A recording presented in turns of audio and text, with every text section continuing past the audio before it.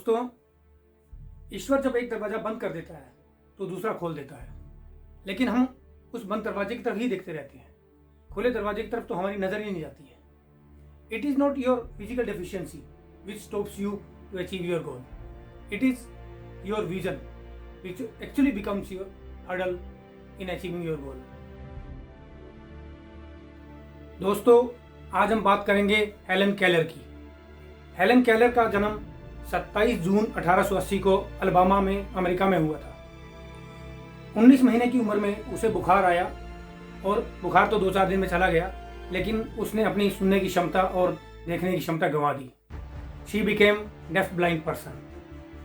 ऐसे में उनके पेरेंट्स के लिए it was very difficult to look after her for life, क्योंकि काफ़ी इलाज किया लेकिन कुछ काम बात बनी नहीं। जब उसकी उम्र 6 साल की हुई तो वो बहुत जिद्दी हो चुकी थी। बहुत ज़्यादा गुस्सा आता था उसको, कुछ भी तोड़फोड़ करती रहती थी। आप उसकी एक मूवी देखेंगे, miracle worker, it's very good movie, I will suggest कि आप भी एक बार देखिए। उसके बाद पेरेंट्स ने उसके लिए एक टीचर की तलाश की। बड़ी मुश्किल से एक टीचर एनी सेल्वन उसको अपॉइंट किया गया to look after the Helen Keller.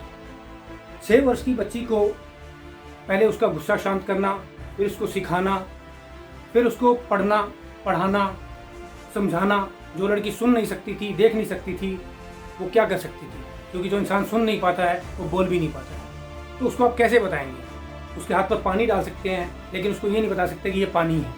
उसको टेबल पर, चेयर पर बिठाएंगे, उसको ये नहीं बता सकते कि ये चेयर है।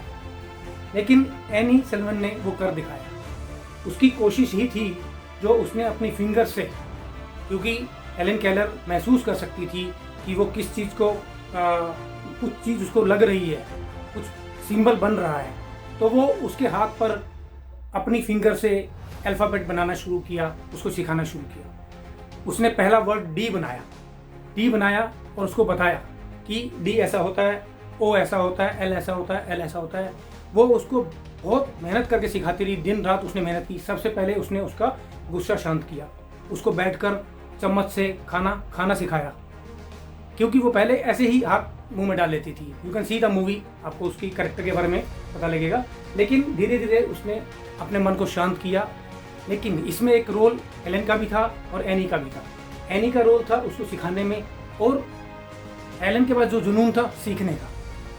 अंधा बहरा होते हुए भी उसने सीखना शुरू किया, और पहला वर्ड उसने वाटर बोला।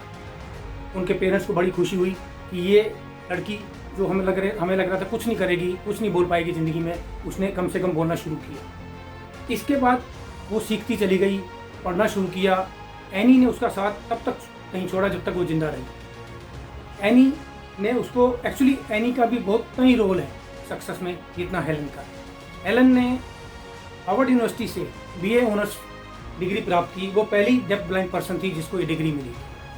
इसके बाद उसने देश विदेश की यात्रा की और एक पब्लिक स्पीकर के तौर पर मशहूर भी हो गई, और बहुत बड़े बड़े लेक्चर भी देती थी वो जाकर। उसने विकलांगों के लिए बहुत काम किया, उसने बहुत सारी किताबें लिखी।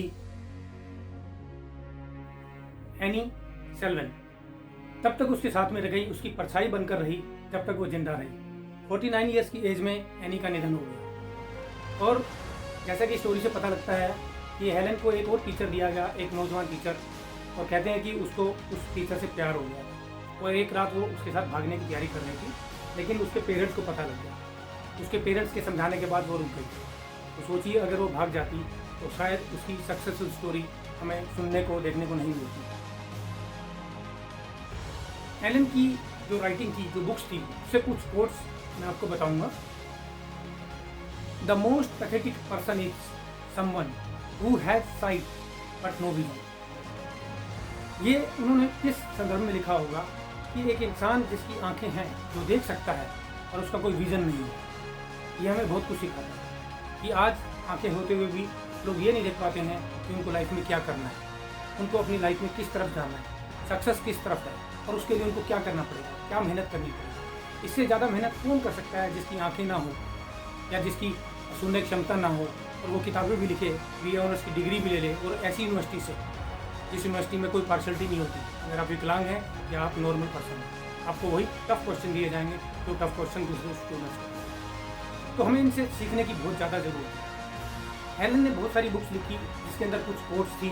एक और अच्छी कोट मुझे दिखाई दी, the highest result of the education is tolerance.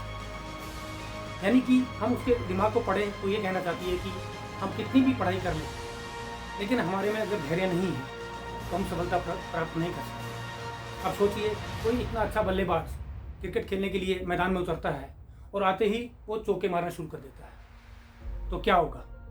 उसकी स्किल, उसका जितना भी उसने काम किया वो सब फेल हो जाएगा। हो सकता है वो पहली बॉल पे आउट भी हो जाए। यानी कि पेशेंस बहुत ज़्यादा ज़रूरी है। कमज़ोर बॉल पे हिट करना तो समझ में आता है, लेकिन बिना पेशेंस के अगर आप आते ही शुरू कर देंगे तो आप उस टारगेट को नहीं छू पाएंगे जिस टारगेट के लिए आप आए हैं। हेलन की मृत्यु 88 साल की उम्र में 1 जून 1968 को हो गई थी।